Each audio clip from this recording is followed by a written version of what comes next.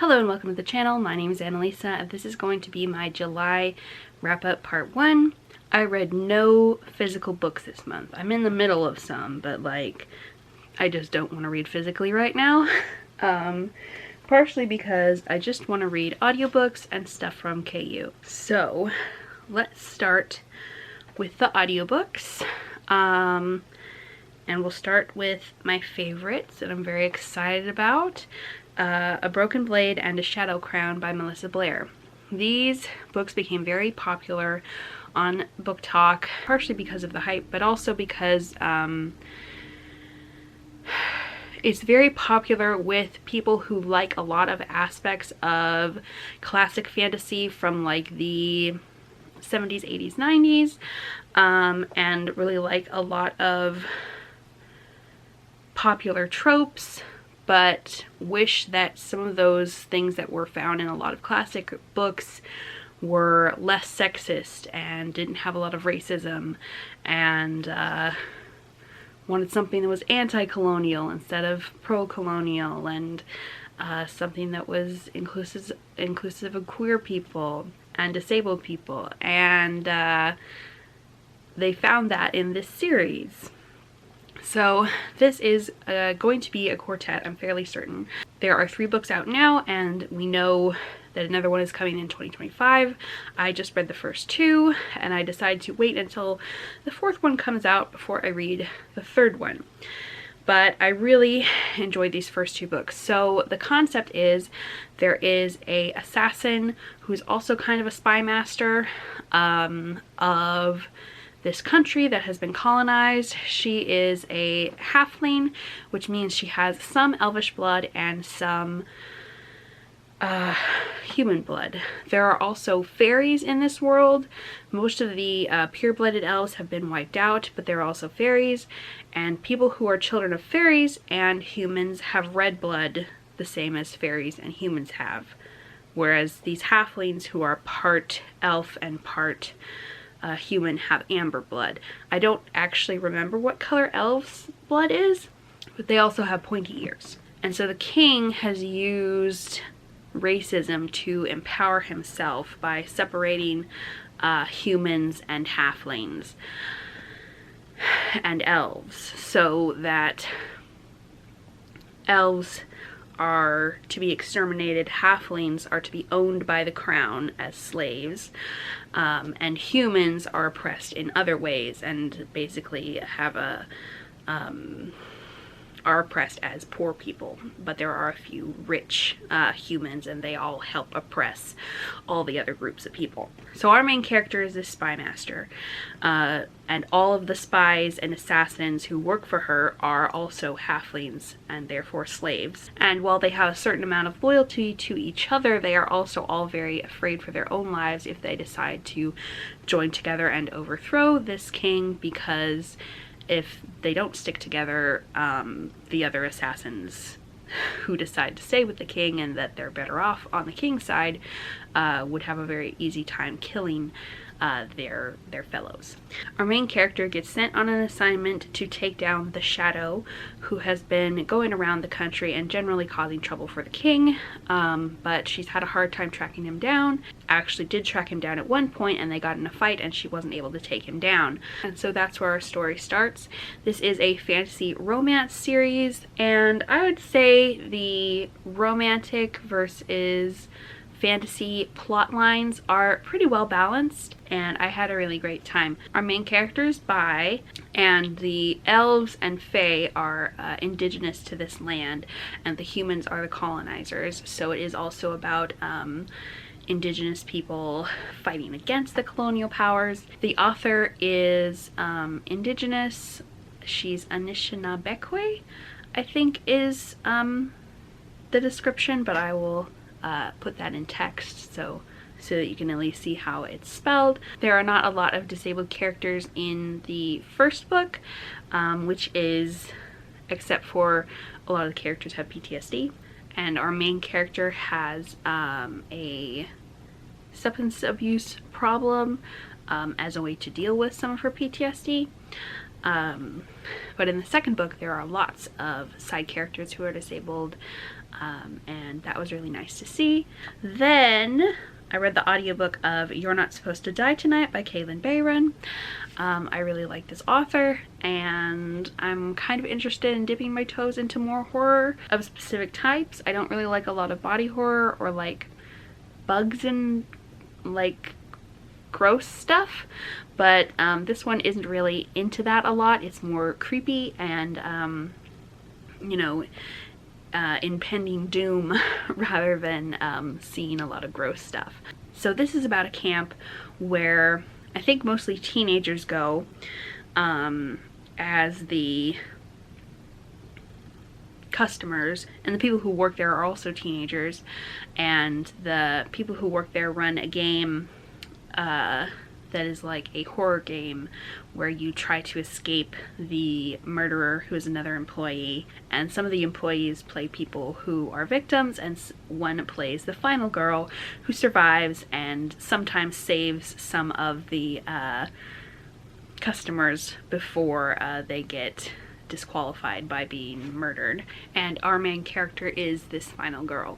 Then of course people start disappearing, things start getting creepy, and we end up actually being in a life-threatening situation. 5 stars to both A Broken Blade and A Shadow Crown, and 4 stars to You're Not Supposed to Die Tonight. Then we have a bunch of monster romances, which are in the genre of romances, but have a fantasy setting and fantasy creatures. So first we have On the Care and Keeping of Orcs by Cass O'Shire. This one was pretty sweet. It was a childhood friends to lovers where they got separated when they were tweens and lived whole lives separately, and then met again as adults.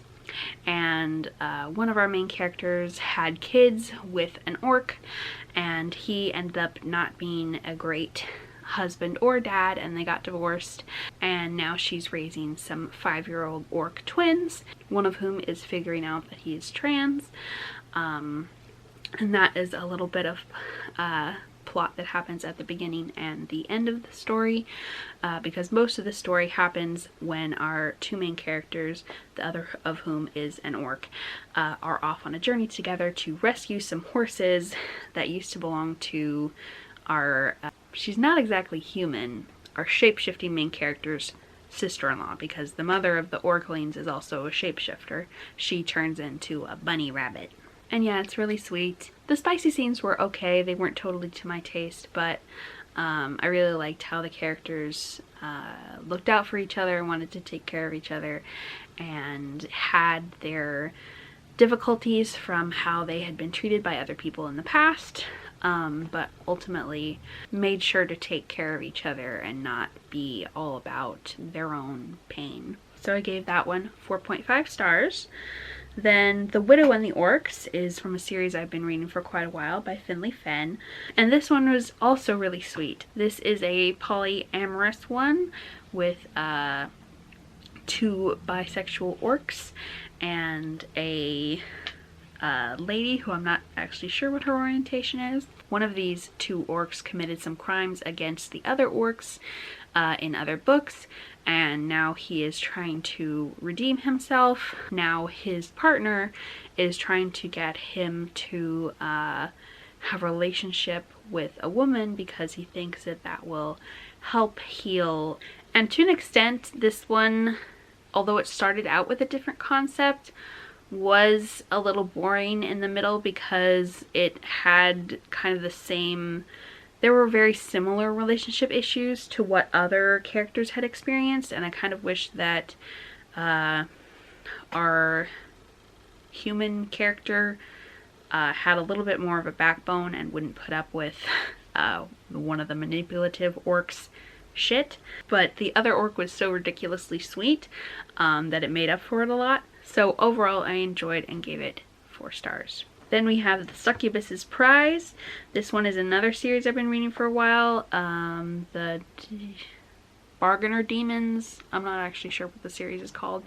But it's where I think they've all been women so far. Make deals with bargainer demons to give up 7 years of their life to live in the the territory of some monster or other, so that that monster will have the chance to fall in love with them and or in lust with them and decide to procreate, because having kids really helps the magic of these magical creatures. But nobody is allowed to force the humans to do anything they don't want to do. They just have to live in the territory, and that's the deal. And they're to be taken care of very well. It's basically a forced proximity kind of a thing, so that there's a good chance they might fall into a situation, but if they don't, that is also okay, and the humans are free to leave at the end of the 7 years if they want to. They just have to leave any children they may have during that time behind. So in this one, the human has had a very bad religious trauma experience. She is bisexual and was always made to feel very badly about that from her family, and they also made her feel badly for all sorts of other things. They were from a sect that heavily relies on guilt and shaming people to maintain control over the followers. And she has gotten away from this and has started to deconstruct that, but still has a lot of trauma from it. And so a lot of this book is working through that and trying to especially help her get past the idea that pleasure is shameful. And our main character, who's a succubus, is on the non-binary sort of spectrum. She goes by she, they pronouns, and basically says that gender is sort of amorphous and more fluid for a lot of the succubi who live in this land. And it's just a novella, so I kind of would have enjoyed to have it be longer, but it was pretty sweet, so I gave it 3.5 stars. Then we have two that are about romances with dragon shifters. First we have Hoarded by the Dragon by Lillian Lark. This is also in a series. Kind of. It's in the same world as these other stories and has like a couple of characters who have been seen in other stories, the Love Bathhouse series. But the plot part is standalone. This is about a thief who has been raised by a magical creature to be a thief. He was the only one who like took care of her kind of after she found out she had magical powers, and so now she's doing one last job for him to try to save his life, because he says he's in deep trouble with the people who want this item. And so she breaks into a dragon's house and goes to his hoard room and tries to take a little statue, I think, and he catches her, and he is giving off vibes that he is very horny, and she says that if he doesn't report her to the council, which is a very scary thing, she will help him with his little problem that he's having. And so he agrees because he is in heat, which is a thing that happens to dragons every year, and it's very uncomfortable. And also he's very attracted to her specifically. So they do the deed a lot, and he's a very, you know, considerate lover and all that. And when he comes out of it, he speaks nastily to her and kicks her out of his house. She thought she was wearing an effective birth control method, and he thought that he couldn't have kids with anyone because his dragon has to have this mating bond with someone before he's capable of procreating with them, except that neither of those things work out, and she gets pregnant. And so she is not particularly planning on telling him because he was a jerk, but then she starts having these really bad symptoms and can't find anyone in the magical world to help. So she goes to him, and he's a jerk again, but he is able to sense that it is his baby, and so they decide to cohabitate because while she's pregnant, he needs to feed her fire magic or heat magic to care for the baby and to make sure that the baby doesn't suck so much heat from her that it kills her. And so that's the forced proximity part of this story. Our dragon character has a lot of pain from losing a mate in the past, and this main character has a lot of pain from being rejected by whoever her birth parents were, as well as not finding a home in the magical community very well either, except for she just has this one friend and this one mentor.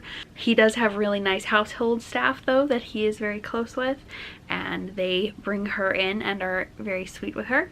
So I really enjoyed that, and ultimately it was a pretty sweet story. I think this one's full length, around 300 pages, and I just had a pretty good time, so I gave it 4 stars.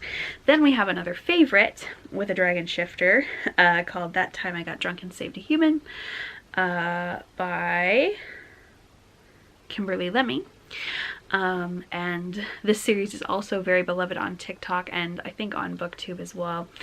And I definitely prefer this cover that I'm showing over the newer covers that came when it got traditionally published. But this is very sweet as well. This is about an older dragon and a pretty young human. She's 23, he's like 700 or so. And near the beginning of every one of these books in this trilogy, we have one or other of the characters being intoxicated or drugged, and something weird happens to introduce them. And so in this case, our human main character has been trapped in this tower with this other dragon for like 5 years, and so when our main character dragon comes to visit, she drugs him to try to convince him to fly her back to the mainland, because she doesn't think he'll do it willingly, because so far her experience with dragons has not been good. And so in the haze of having been drugged, he puts a mating bite on her, and then they are magically stuck together. So it's a little bit more of forced proximity. They are pretty cute together. Another thing that I like about this series is a lot of them are very funny. Sometimes rom-coms, the humor parts really fall flat and I just don't like them that much, but I really get along with this author's sense of humor. Yeah, I really enjoyed these two and their adventures and how cute they were, so I gave it 5 stars. So that's what I read in the first half of July. Thank you so much for watching. I love to know how your reading has been going. And if you'd like to leave an emoji, how about something with a rainbow? And I will see you in the next video. Bye!